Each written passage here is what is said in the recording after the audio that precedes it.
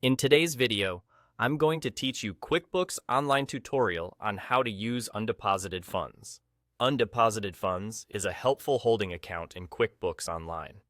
Think of it as a virtual lockbox for customer payments you've received but haven't taken to the bank yet. Using it ensures your books mirror how money actually hits your bank, as combined deposits instead of a bunch of individual payments. This is especially important if you batch checks or if your card processor sends a single daily deposit. To get started, open QuickBooks Online and click New at the top left. From the menu, select Bank Deposit. This opens the bank deposit screen where you'll assemble the deposit exactly the way it will appear on your bank statement. First, choose where the money is going in the deposit to field. Pick the correct bank account or cash on hand account and confirm the date matches the day the funds will post. You can add a memo or reference number to help you identify the deposit later.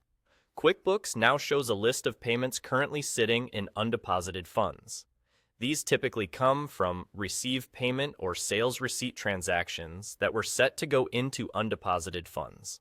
Review the list carefully, then check the boxes for the payments that make up the real-life deposit you're taking to the bank. Make sure the total matches your physical bank slip or your card settlement amount.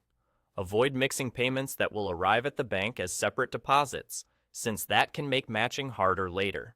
If you have money to include that wasn't recorded in undeposited funds, you can add it in the Add Funds to this deposit section near the bottom.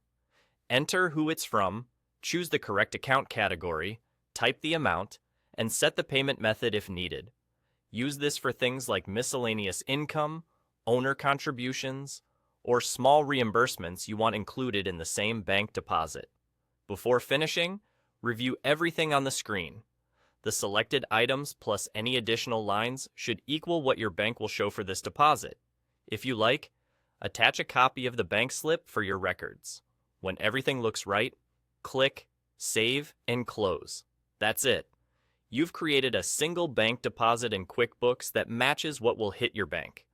When your bank feed brings in the transaction, you can match it instantly, which helps prevent duplicates and keeps your reconciliation clean. With this workflow, your books reflect reality, your reports stay accurate, and month-end close is much smoother.